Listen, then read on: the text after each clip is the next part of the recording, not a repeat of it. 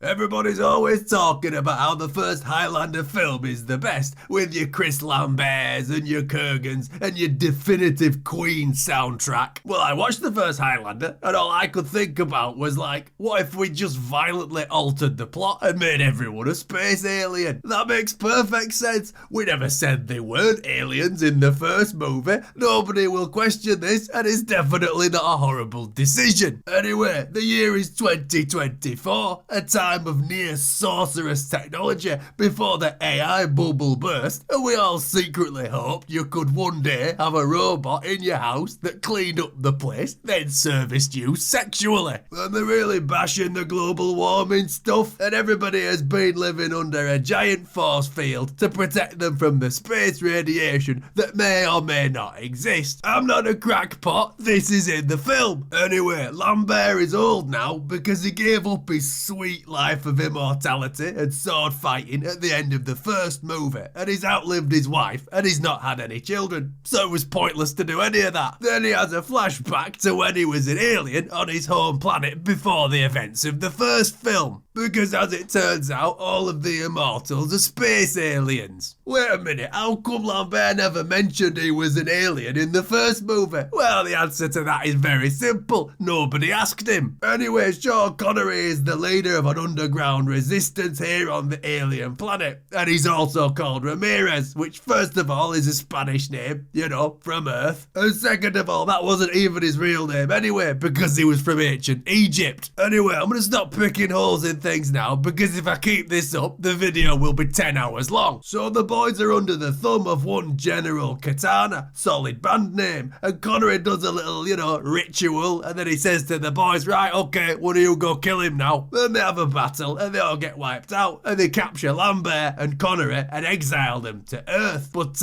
in the future, and then explain that if they fight other immortals and win, they can return to this planet and this timeline. Oh, and they wipe the memories as well, so there you go, that's why they don't know any of this in the first movie. Meanwhile, at SHIELD Control, these activists start buying into the space radiation propaganda, so they try to sabotage the thing, and these people aren't even immortal, so all it takes to kill them is one measly bullet from an automatic rifle. And these aliens are like, we can't have old Lambert running about. So yeah, they gotta go to the future to kill him, because I guess they're watching him from the past here. I mean, none of this makes f***ing sense. You're looking at him through a time machine into the future. Why do you even care? This hasn't happened yet. Or why don't you just fast forward it till when he's dead? Anyway, forget all that, because time is too cowardly a weapon for General Katana, so he sends a couple of birdmen to go kill old Lambert. And I mean, all of this just feels unnecessary. Old Lambert spends most of his time in bars where crazy women try to smash wine bottles over his head. You would have had to have waited long anyway. And this activist lady is like, oh, you've got to help me with my problems. And Lambert is like, no. But then she's like, look, I'm a feisty lady, and this is the early 90s. In 2024, so you just gotta put up with me. And then the birdmen attack, so Lambert stuffs the activist lady in this bin for safekeeping, and they cause all kinds of birdman mayhem, but they just weren't prepared for this 90-year-old man with a bit of pipe. So he throws one of them under this train and then steals his syrupy smooth quickening, just guzzles it down, which makes him young and immortal again. Those are the rules. Apparently, we're just making them up as we go. But Lambert can run, but he can't glide. But it turns out he can glide. Anyway, yeah, this fight scene, it wasn't good. It's an early 90s hoverboard chase, so what did you expect? Anyway, he outsmarts him with this bit of chicken wire. Yeah, then he uses the quickening from that guy to bring Sean Connery back to life, because I guess quickenings are just kind of like Dragon Balls now. You just grab one, scream what you want, and then, yeah, there you go. And he rematerializes in the middle of this play, and then he steals this guy's sword and then absolutely obliterates him. Farewell.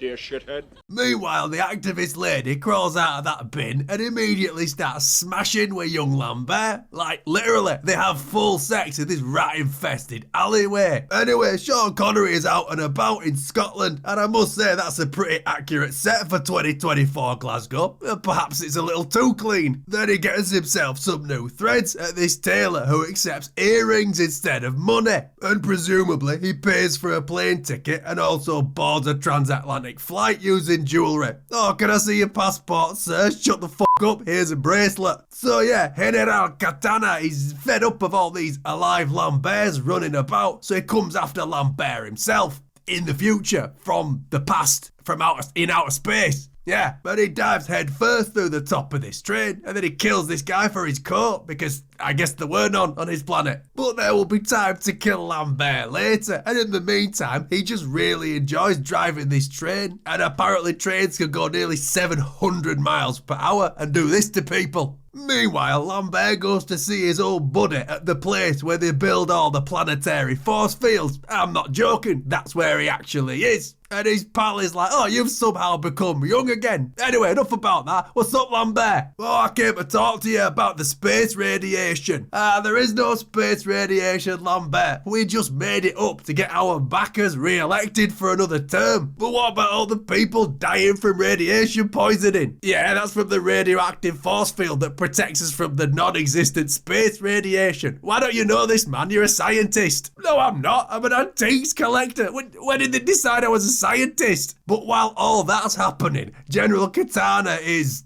well, I don't know what he's doing. He's just sort of around. Anyway, Lambert is at his wife's grave, but Katana is there too, just sort of yelling stuff at him from atop these statues. Then he puts a muddy boot on his wife's grave, and Lambert is like, hey, stop being a dickhead. But General Katana is like, oh, holy ground, you're not allowed to punch me. Hang on a minute, I thought we were aliens now. Are we ignoring the first film or not? It's better if you don't think about it. And then he disappears. So Lambert and General Katana have a sword fight, and no, Katana does not use a katana. I have no idea why you would assume that. Anyway, Lambert jumps down an elevator shaft to get away. Then Sean Connery tries to kill him, just for the lols. Meanwhile, Dr. Cox is angry about the force field. Or maybe he's not, I don't know. John C. McGinley, he smiles when he's happy, he smiles when he's angry, he smiles when he's sad. I don't fucking know, I'm not a mind reader. Either way, this guy does not have a clue what's going on. Then General Katana crashes the shadowy boardroom meeting, so they just start blasting him, because, you know, capitalism mad. But it don't work, so they're like, hey, you're hired. So anyway, Lambert is explaining the planetary force field to Bondo-san, and this model looks pretty self-explanatory to me, but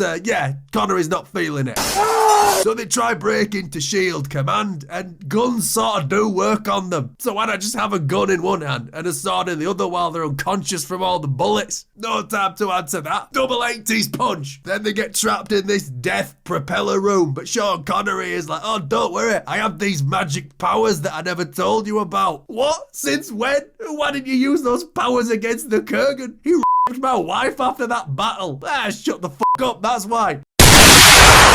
By the way, that was 20 minutes of screen time total for Sean Connery, which cost the studio $3 million, which by today's standards is over $7 million. Yep, they paid him almost $10 million to wander around looking confused and then to just dissolve. Anyway, Lambert and General Katana have a sword fight in the SHIELD reactor room, which in any other film would be fantastic. There could be only fun. I mean, there could be only... I ruined it. So there you go. He's dead. Problem solved. What do you mean problem solved? What about the planet full of all the other immortals? And the space radiation? And the force field? And the time traveling? Don't worry about it. This film never took place. It's just gonna be completely ignored in all the sequels.